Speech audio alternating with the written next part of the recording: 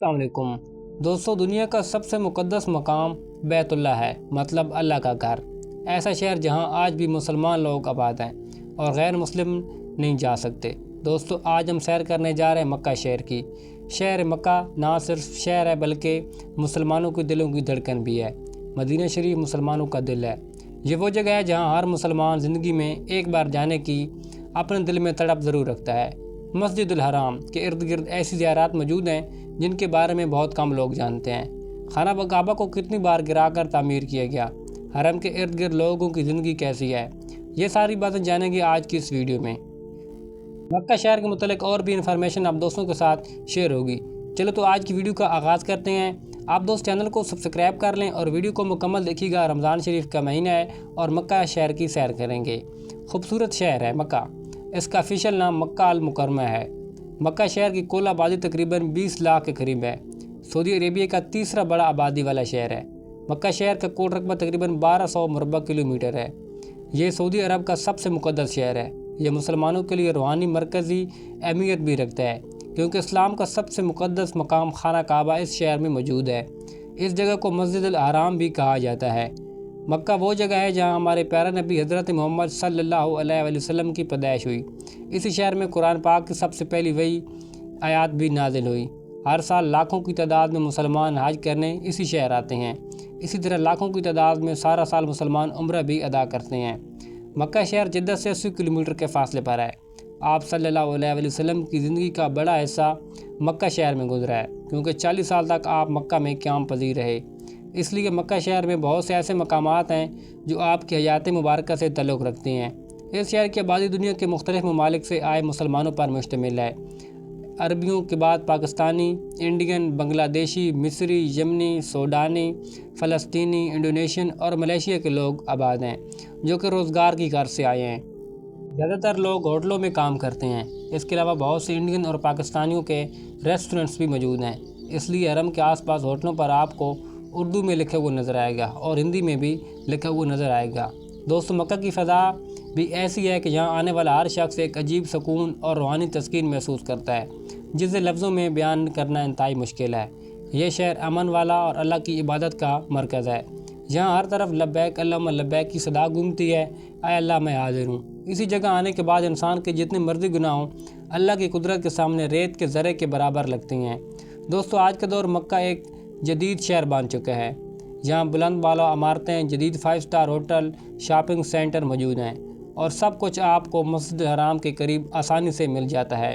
مکہ شہر دنیا کے قدیم ترین شہروں میں سے ایک ہے۔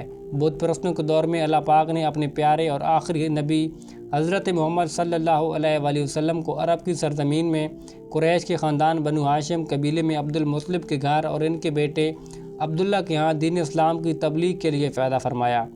اس دور میں خانہ کعبہ کے اندر بھی بت موجود تھے، لیکن اسلام آنے کے بعد خانہ کعبہ کو بتوں سے پاک کر دیا گیا۔ اگر بات کریں خانہ کعبہ کی تاریخ کی کہ خانہ کعبہ کی کتنی بار تعمیر ہو چکا ہے، سب سے پہلے خانہ کعبہ فرشتوں نے عرش پر تعمیر کیا جسے بیت المعمور کہا جاتا ہے۔ اس کے بعد اللہ تعالیٰ نے فرشتوں کو حکم دیا کہ زمین پر بھی خانہ کعبہ تعمیر کیا جائے جسے بیت اللہ کہتے ہیں۔ مکہ شہر کا علاقہ پہاڑیوں پر مشتمل ہے۔ اس کے ارد گرد بہت سے چھوٹے بڑے پہاڑ موجود ہیں۔ روایات سے پتہ چلتا ہے کہ خانہ کعبہ کی تعمیر حضرت آدم علیہ السلام کے دور سے ہوئی۔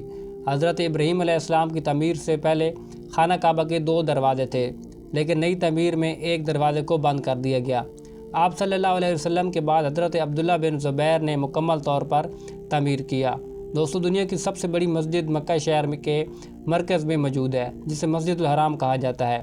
اس وقت میں اس مسجد میں 40 لاکھ سے زیادہ لوگ نماز ادا کر سکتے ہیں۔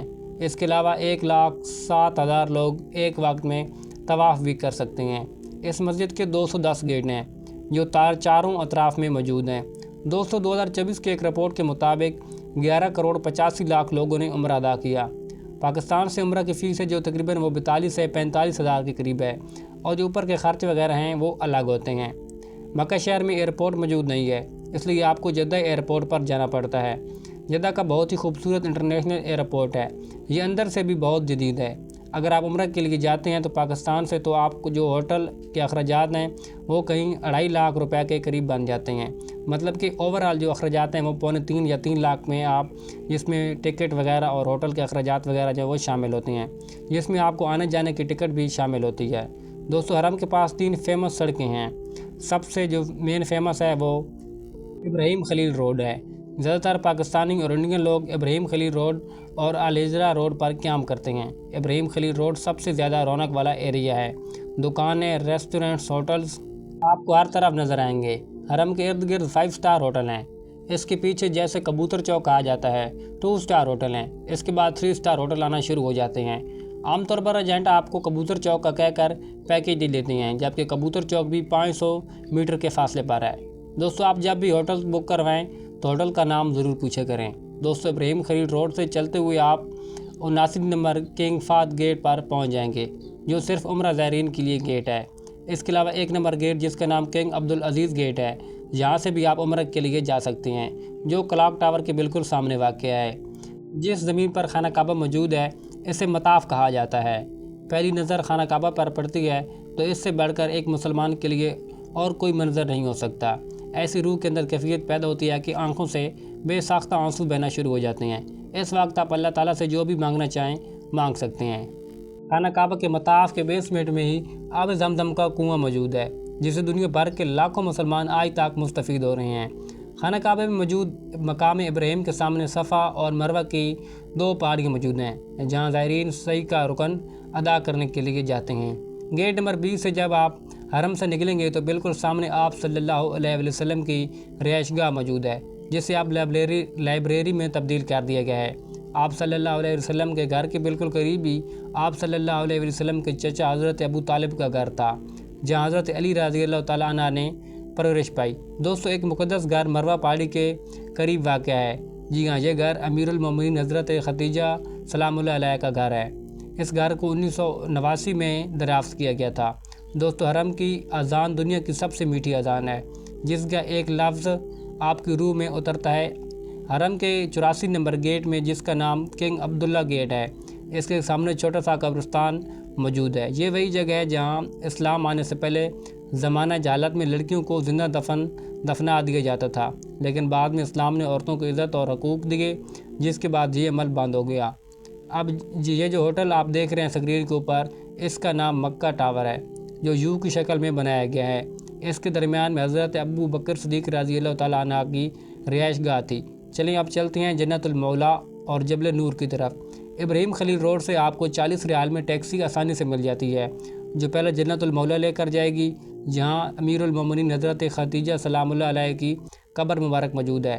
اس کے بعد کچھ ہی فاصلے پر جبل نور موجود ہے، جہاں سب سے پہلی وحی نازل ہوئی تھی۔